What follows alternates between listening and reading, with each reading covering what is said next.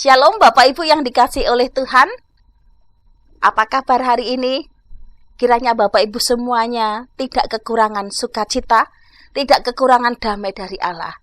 Sekalipun hidup kita ini mungkin ada yang merasakan badai hidup kok tidak segera berlalu.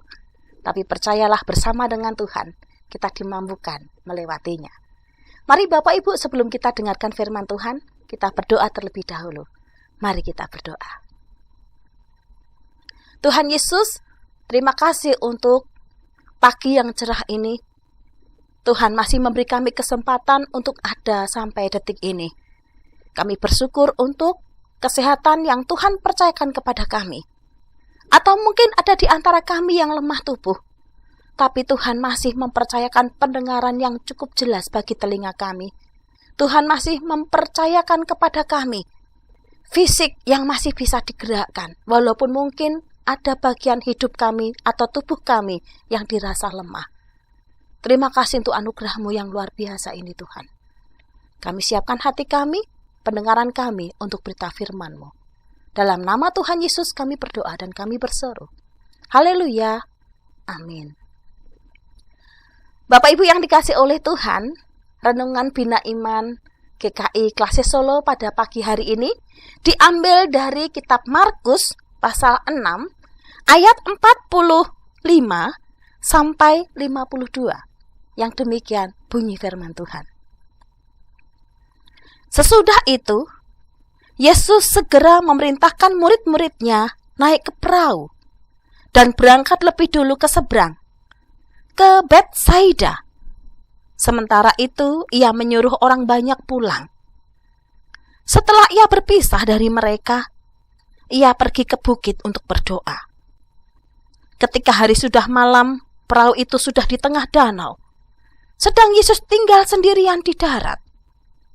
Ketika ia melihat betapa payahnya mereka mendayung karena angin sakal, maka kira-kira jam 3 malam ia datang kepada mereka berjalan di atas air dan hendak melewati mereka.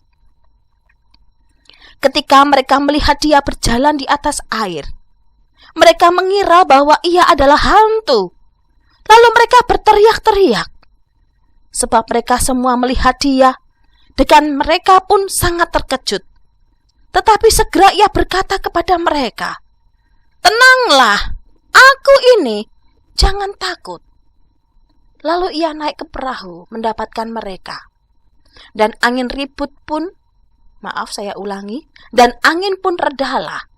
Mereka sangat tercengang dan bingung. Sebab sesudah peristiwa roti itu, mereka belum juga mengerti. Dan hati mereka tetap degil. Amin, demikianlah bacaan firman Tuhan. Yang berbahagia adalah kita yang mendengar firman-Nya dan berjuang melakukan dalam hidup sehari-hari. Haleluya, amin. Bapak Ibu yang dikasihi oleh Tuhan, pernahkah Bapak Ibu dan saya mengalami yang namanya diterpa angin yang sedang mengamuk? Ya, angin topan mungkin, atau angin ribut yang lain. Saya pernah mengalaminya, padahal pada waktu itu posisi saya ada di dalam rumah. Ketika ada angin ribut yang sepertinya mengamuk, rupanya angin ribut itu mampu mengangkat sebagian genteng-genteng rumah kami beterbangan. Dan otomatis ketika genteng tersebut beterbangan, jatuh, kropiak, pecah, air hujan yang datang bersamaan dengan angin tersebut membasahi atau membanjiri rumah kami. Dan tentu itu membuat kami panik. Belum lagi ketika disertai dengan bunyi petir, jedar, jedar, jedar, jedar. Kalau kita saja yang mengalami angin ribut di darat, di dalam rumah saja, hati kita bisa ketar-ketir, bisa merasa takut. Apalagi ketika seseorang menghadapi angin badai tersebut di tengah danau. Danau yang dalam, di atas perahu, mereka terombang-ambingkan. Alamatnya hanya satu, mereka bisa terancam mati. Bapak Ibu pernah mendengar berita peristiwa Kedung Ombo yang belum lama ini? Mereka mengalami kecelakaan bukan karena angin, tapi karena ada sesuatu hal yang membuat kapal yang mereka tumpangi itu oleng lalu terbalik. Sebagian orang yang tidak mampu berenang mati. Bapak Ibu, para murid ini, sekalipun mereka itu pakar dalam kelautan, namun sepandai-pandainya mereka berenang, mereka pakar, menguasai banyak ilmu tentang laut. Namun ketika seseorang ada di tengah danau yang sangat dalam, diombang-ambingkan gelombang angin sakal yang sedang mengamuk, semua alamatnya pasti satu, yaitu mati. Karena kekuatan fisik mereka nggak bisa dipakai untuk melawan besarnya kekuatan angin sakal. Ibu bapak yang dikasih oleh Tuhan, dalam hidup bapak ibu dan saya, mungkin kita pun diperhadapkan dengan berbagai macam persoalan. Ada banyak angin-angin pergumulan. Ada banyak topan-topan dahsyat yang diizinkan Tuhan menerpa hidup bapak ibu dan saya. Alamatnya kemana? Kalau hidup kita ini diontang-antingkan, diombang-ambingkan dengan angin badai persoalan yang mengamuk, bisa jadi tubuh kita ini drop karena tiap hari banyak pikiran. Kita dari kuat menjadi lemah, bisa gampang sakit. Bisa jadi karena kekuatan pikiran kita tidak kuat untuk menanggungnya. Akal sehat kita tidak mampu untuk berpikir. Kita bisa jadi oleng. Semua orang bisa mengalaminya. Tapi firman Tuhan pagi hari ini mengingatkan setiap kita, ketika badai persoalan itu menerpa hidup Bapak Ibu dan saya, ingat, Bapak Ibu dan saya memiliki Sang Juru Selamat yang bisa menolong kita, dan kita hanya bisa berkomunikasi dengan Dia melalui doa-doa kita. Doa itu salah satu jalan untuk berkomunikasi dengan Sang Juru Selamat. Setidak-tidaknya ketika Bapak Ibu dan saya berdoa, walaupun badai itu belum tenang, tapi kita punya ketenangan ketika menghadapi badai. Yesus memberikan contoh dalam kondisi tubuhnya, dalam kondisi hidup dalam insan manusia. Ia memberikan contoh, ia pun berdoa kepada Bapa. Supaya apa? Ketika Yesus diperhadapkan dengan salib yang sebentar lagi akan ia jumpai, ia tetap tenang. Saat itu Yesus berada dalam tubuh jasmani.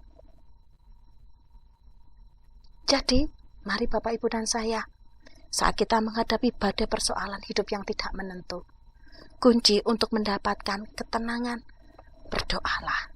Kunci untuk bisa melewatinya, berdoalah. Tuhan Sang Juru Selamat pasti menolong kita, mampukan kita untuk melewatinya. Lalu yang kedua, kuncinya adalah jangan mengandalkan kekuatan diri sendiri. Para murid ini mengerahkan tenaganya, mengerahkan keahliannya untuk apa? Menghadapi badai. Bagaimana caranya supaya kapal atau perahu yang mereka naiki itu tetap stabil, tidak terbalik, tidak jungkel. Mereka gunakan kekuatan ototnya, menggunakan kekuatan kepintarannya. Namun dalam kondisi tersebut, Yesus yang saat itu nampaknya secara fisik terpisah dari mereka. Yesus di darat, para murid di tengah danau. Tapi Tuhan Sang Juru Selamat, Dia adalah pribadi yang maha tahu. Dia tidak tega. Dia tetap mengambil tindakan, mendekati mereka dengan cara apa? Yesus tiba-tiba menunjukkan sesuatu yang di luar akal manusia. Ia berjalan di atas air, padahal mulanya Yesus ada di darat. Tapi tiba-tiba Yesus berjalan di atas air. Ini perkara yang sukar ditakar oleh logika. Seseorang bisa berenang di dalam air, tapi seseorang tidak mungkin bisa berjalan di atas air. Ambles. Tapi inilah yang Yesus lakukan. Dia tunjukkan kepada murid. Dia adalah pribadi yang berkuasa, yang bisa melakukan perkara yang nampaknya mustahil menjadi tidak mustahil. Ia berjalan di atas air. Lalu perkara mustahil apa yang nampak di depan para murid menjadi tidak mustahil? Badai itu tenang dalam kendali perkataannya. Ketika para murid melihat Yesus berjalan di atas air, mata mereka tertutup oleh badai, sehingga mereka tidak mengenali siapa pribadi yang berjalan di atas air. Harusnya mereka berteriak, "Itu Tuhan!" Tapi malah kebalik, itu hantu. Padahal selama ini para murid dekat dengan Tuhan. Tapi para murid ternyata matanya bisa tertutup oleh badai persoalan. Mari kita belajar, kenali lebih dekat siapa sang juru selamat kita. Maka Bapak, Ibu, dan saya akan dimampukan menghadapi badai persoalan hidup, seberat apapun, sekuat apapun. Berikutnya, firman Tuhan memberitahukan Bapak, Ibu, dan saya, Yesus hadir memberikan jalan keluar. Yesus hadir memberikan solusinya. Kehadiran Tuhan membuat para murid terdiam dalam ketenangan. Sekalipun mereka tidak mengerti, mereka tetap degil hatinya, tetap kurang peka siapa pribadi yang mereka sembah. Tapi hari ini kita diberitahu, Allah hadir untuk menolong, menyelesaikan persoalan Bapak, Ibu, dan saya. Walau harus diakui, kadang kita seperti para murid. Bahkan kita lebih dekil daripada para murid. Kita lebih bodoh dibanding para murid. Tapi sebodoh apapun Bapak, Ibu, dan saya, sedegil apapun Bapak, Ibu, dan saya, ketika Bapak, Ibu, dan saya menyebut Dia dalam doa, Dia hadir untuk memberikan pertolongan bagi kita semuanya. Amin. Tuhan memberkati. Mari kita berdoa bersama-sama. Tuhan Yesus, kami berdoa bagi Bapak Ibu pendengar renungan Bina Iman Klase Solo pagi hari ini. Apabila di antara kami yang sedang bergumul menghadapi badai persoalan hidup, apapun itu bentuknya, mari Engkau hadir, memberikan pertolongan, memberi kekuatan, memberikan terang-Mu. Terima kasih Tuhan. Biarlah sukacita yang melimpah ruah dari Allah membanjiri kehidupan kami satu persatu. Tuntunlah langkah hidup kami, peganglah langkah hidup kami, bimbinglah kami ya Tuhan, supaya kami tidak mudah tersesat saat kami menghadapi badai persoalan kehidupan ini. Hanya di dalam nama Tuhan Yesus Kristus kami berdoa dan kami berseru.